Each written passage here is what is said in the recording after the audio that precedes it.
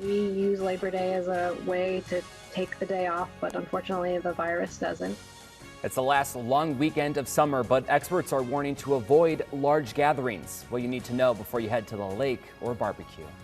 I was in disbelief. I was in shock. I said, this can't be happening. And a fire takes the lives of 3 family members. This morning, we hear from an emotional relative. And new rules are in place for the upcoming fall sports season. Find out what athletes will be required to do. It's time to wake up. Mid-Michigan, it's Saturday, September 5th. Live and local with coverage you can count on. This is WNEMTV5 Wake Up. Good morning, everyone. It's Labor Day weekend, and we are so glad you're waking up with us on this Saturday morning. I'm Blake Keller. We'll have those stories coming up in just a bit, but first, meteorologist Kylie Miller is actually joining us live this morning with a look at the forecast. Hey, good morning, Kylie. Good morning, Blake, and good morning, everyone. Today we are going to be seeing a few passing rain showers this morning, lingering into the early afternoon, but mostly today is going to feature a dry day. So if you have any plans to, let's say, barbecue, maybe go to the lake, it is going to be a little bit cooler, at least from summertime standards, but we should be getting through the day with a lot of dry time. Now, here's live look right now across Bay City. It is a gorgeous start to our day. You can see those clouds starting to break up, and it looks like the water is very calm right now. So there is some rain passing through from a very small disturbance. Once it passes through this morning, this afternoon should be pretty much smooth sailing. So you can see some of that very light rain shower activity. A lot of this is coming down as mist, anywhere from the Tri-Cities region, portions of Genesee County, and then up towards Roscommon County as well. Now, temperatures are a mix of 40s and 50s. Some of us are in the lower 60s like Caseville this hour. We're at 57 in Saginaw, 55 in Bay City, 50 in Clare, 49 in Oscoda, and 56 right now currently in Houghton Lake. So for today, temperatures will be climbing into the lower 70s at best, and we will be tracking those rain showers as we go through the morning into the early afternoon period. I'll break down the full forecast for you coming up. Blake, I'll send it back to you.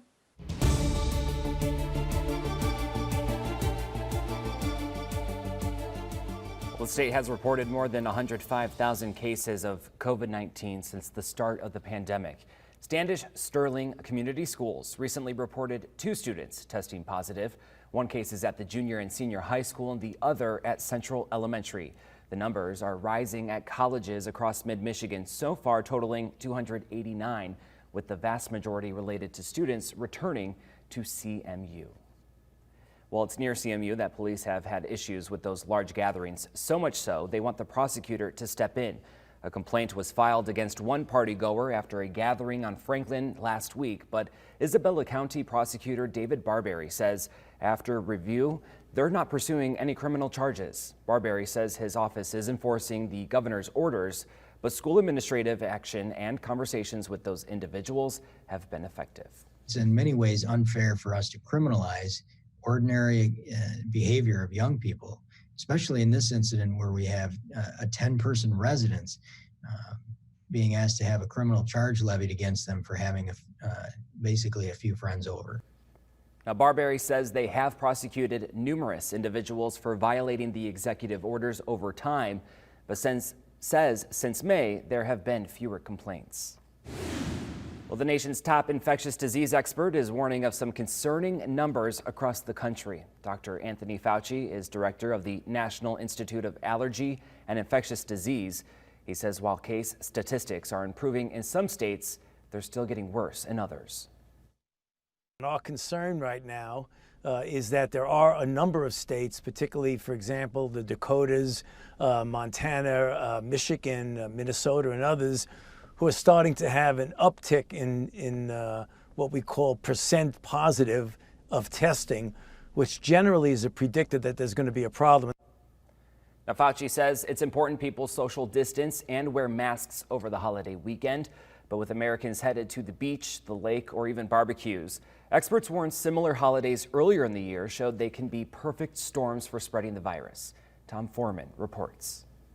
Brace yourself for more super spreader events. That's the warning from health officials who fear with millions traveling over the Labor Day holiday, the pandemic could spike just as we enter fall when the flu and other illnesses may come into play. We use Labor Day as a way to take the day off, but unfortunately the virus doesn't. We don't want to go into that with another surge that we have to turn around again. So it really is an important weekend. Infections shot up in some places after Memorial Day and the 4th of July, too, despite warnings against big social gatherings.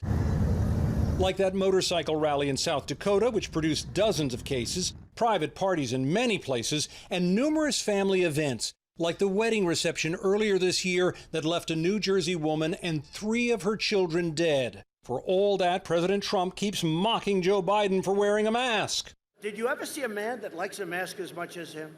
Still, health experts say, imagine an outdoor barbecue. The medical journal BMJ created this chart showing if you attend an event like that for a short time with a mask, your risk could be relatively low, depending on whether people are silent, talking, or shouting and singing. Stay longer, it gets worse.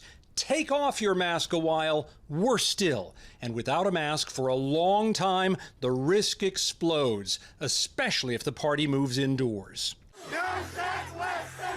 So images like these are raising alarm bells. Hundreds of students at Iowa State seemingly ignoring safety precautions. Are you guys concerned about coronavirus at all or no? No, not really. No, not really. I personally think it's a hoax. Really? Uh-huh. I don't think it's a hoax, but I think that if I were to get it, I'd survive. That is the attitude driving yet another warning this holiday from health experts watching college students on campuses everywhere. Putting them on airplanes and and sending them home to their parents doesn't make sense. A new projection from the University of Washington says with universal masking, the U.S. could see nearly 300,000 deaths by the end of the year. But if restrictions are eased too soon, the number could double by the New Year's holiday. Make no mistake about it, voting twice in the same election is a crime. Well, State Attorney General Dana Nessel is telling people not to test the law when it comes to voting. Her comment comes after the president told supporters to mail in their votes and then try to vote in person on Election Day. So let them send it in and let them go vote. And if their system's as good as they say it is, then obviously they won't be able to vote. Now in Michigan, even trying to vote twice is a felony. Well, new this morning, a Michigan family grieves the loss of a woman and her 2 young grandsons after a devastating house fire. Yes, they told me that she got them into the bathtub and turned the water on and held them. And she was trying to keep the fire away from them. She was trying to save them because they couldn't get out the door. Well, Lansing firefighters got the call late Thursday night. They found a 53-year-old woman and 2 young boys, ages 8 and 4 years old, dead inside that home. I was in disbelief. I was in shock. I said, this can't be happening. And so I came here. And then I seen it. Well, investigators haven't released a cause for that fire just yet. Continuing coverage, a convicted child killer sentenced to at least 25 years behind bars. Damian Garrett pleaded guilty to second-degree murder in the 2019 death of Skylar Papple. Investigators say the Midland toddler was left alone in a bathtub and was later found underwater. An autopsy revealed the girl had several head injuries. 2 Clare County men are facing charges in separate cases related to methamphetamine. Sheriff's deputies say they spotted 39-year-old James Case of Harrison sleeping at the kitchen table of his rental, and nearby was a pipe they suspect was used for smoking meth. They had gone to check on the home Thursday at the request of the owner. Deputies say Case was in possession of a large amount of white powder. Case remains behind bars. And this man, 26-year-old Dustin Learman of Harrison, facing possession and other charges after deputies say he briefly fled a traffic stop in the city Wednesday. Deputies say at the time of his arrest, Learman's vehicle had pipes inside that field tested positive for meth. Well, TV5 news time is 8:09. A mid-Michigan native's main DJ gigs are on hold, but he's still using his side hustle to make people smile and dance. We'll show you the new way he's making ends meet. And are you looking to enjoy the outdoors today? Hopefully once that rain passes. Find out what's going on at Lehman's Green Apple Barn in Freeland.